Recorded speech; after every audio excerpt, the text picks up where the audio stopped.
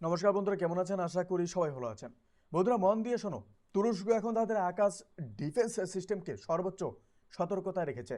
তুরস্কের বিমান বাহিনী যুদ্ধবিমানগুলো এখন আকাশে ঘুরে বারবার সীমান্তের ওপর পেট্রোলিং করছে। কেন জানেন?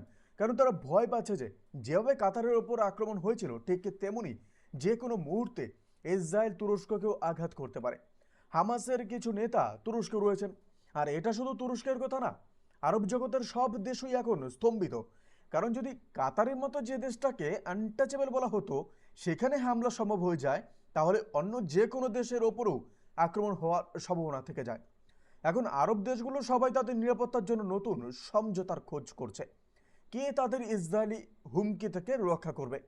এবং সেই সঙ্গে আমেরিকার যে বিশ্বাসটা ছিল পুরো আরব বিশ্বে, সেটাও এখন ভেঙে পড়ার পথে। ডোনাল্ড ট্রাম্পের নেতৃত্বে যখন কাতারে হামলা হলো, তখন আমেরিকাকে পরে ড্যামেজ কন্ট্রোল করতে নেমে আসতে হয়েছে। কারণ আমেরিকা কাতারের নিরাপত্তার গ্যারান্টি নিয়েছিল। কাতারে আমেরিকার একটি মিলিটারি বেস আছে এবং আমেরিকান বাহিনী পুরো কাতারের এয়ার স্পেস নিয়ন্ত্রণ করে। তাই কাতার স্বপ্ন ভাবেনি যে আমেরিকার উপস্থিতিতেই তাদের ওপর এত বড় আক্রমণ হবে, সেটাও আবার রাজধানী দোহায়। পরিস্থিতি সামলানো যেত, কিন্তু ট্রাম্পের মিথ্যাচার আরব দেশগুলোকে পুরো রাগিয়ে দিয়েছে। আক্রমণের পরে আবার ট্রাম্প প্রশাসন বলল তারা কাতারকে আগেই জানিয়ে দিয়েছিল। তাই কাতার প্রস্তুত ছিল, এইসব কথা ট্রাম্পের তরফ থেকে বলা হচ্ছে। আর এই কথা শুনেই কিন্তু কাতার এবং অন্যান্য দেশ ক্ষুব্ধ হয়ে উঠল যে আপনি গ্যারান্টি নিয়েছেন কাতারের এরোস্পেসে যে কাতারকে রক্ষা করবেন, সেই জায়গাতে কিভাবে আক্রমণ হতে পারে? তাহলে কেন বাধা দিলেন না? আর এছাড়া অনেকেই বলছে আমাদেরকে তো আগে কেউ জানায়নি। কাতারের রাজতন্ত্র জানিয়েছে, তারা জানতেনই না। আর ট্রাম্পের সেই মিথ্যার জেরে এখন আমেরিকার অবস্থান কিন্তু দুর্বল হতে শুরু করেছে। আরব দেশগুলো প্রশ্ন করছে আপনারা এখানে কেন আছেন যদি আমাদের রক্ষা করতে পারবেন না? ফলে তারা বলছে এখান থেকে চলে যাওয়া উচিত। ভাবতেও পারবে না যে এর থেকেই চীন কতটা লাভবান হতে পারে। চীন নিরাপত্তা গ্যারান্টির আড়ালে এসব দেশের সামরিক বেস গড়ে সেখানে নিজের উপস্থিতি কিন্তু ব্যাপকভাবে বাড়িয়ে নিতে পারে। তাই এটা আমেরিকার জন্য বড় ধাক্কা। আর একে বলা হচ্ছে 21শে শতকের একটা কড়া লাথি। আর ট্রাম্পের ক্ষেত্রে এটা শুধু কৌশলগত ব্যর্থতা না, আর্থিকভাবেও এক বিপর্যয়কর। কয়েক মাস আগে ট্রাম্প এই যে কাতার কিন্তু সফরে গিয়েছিলেন এবং কাতারের কাছে থেকে $কয়েকশো মিলিয়ন একটি বিলাসবহুল প্লেন নেওয়া হয়েছিল। পরে সেটিকে উপহার বলা হয়েছে, কিন্তু অনেকে সেটিকে ঘুষেই বলেছে।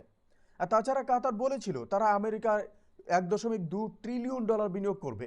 কাতারের গ্যাস, কাঁচা তেল বিক্রি করে একটি বিশাল তহবিল আছে, যেটা তারা বিশ্বের বিভিন্ন দেশে বিনিয়োগ করে। আর সেই তহবিল ব্যবহার করে তার আমেরিকায় $1 ট্রিলিয়নের বেশি বিনিয়োগ করতে যাচ্ছিল। কিন্তু এখন যে রিপোর্ট আসছে, কাতারের রাজ পরিবার খুব রেগে এবং তারা হয়তো পুরো বিনিয়োগটাই বাতিল করতে চলেছে।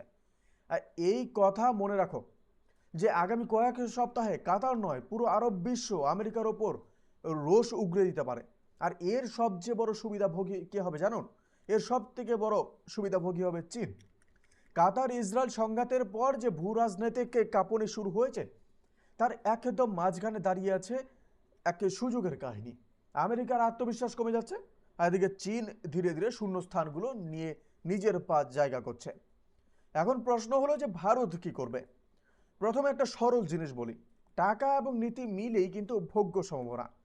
অর্থাৎ কাতার আর আরব তহবিলগুলো যদি আমেরিকা থেকে হাত ঝেড়ে নেয়, আর তারা নতুন গন্তব্য খুঁজবে, আর সেখানে নিরাপদ, যেখানে বিনিয়োগের ভালো রিটার্ন এবং রাজনৈতিক সম্পর্ক শক্ত, আর সেটা কিন্তু একমাত্র ভারতে রয়েছে।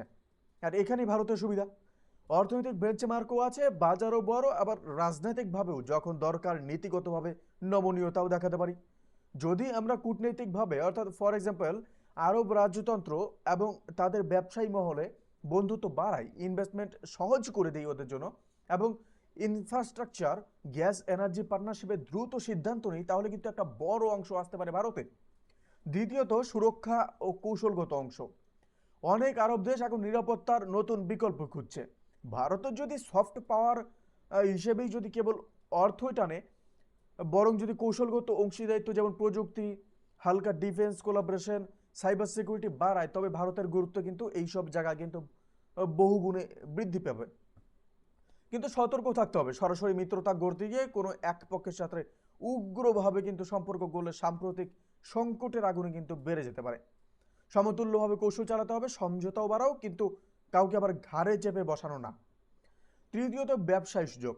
কাতারের ব্যবসায়ীরা ও আরবের ইনভেস্টররা যদি আমেরিকায় যে দিতে যাওয়া টাকা পিছিয়ে নেয়, তারা কোথায় দেবে? ভারতীয় অবকাঠামো, port, electronics, renewable energy, real estate, এসব জায়গাতেই।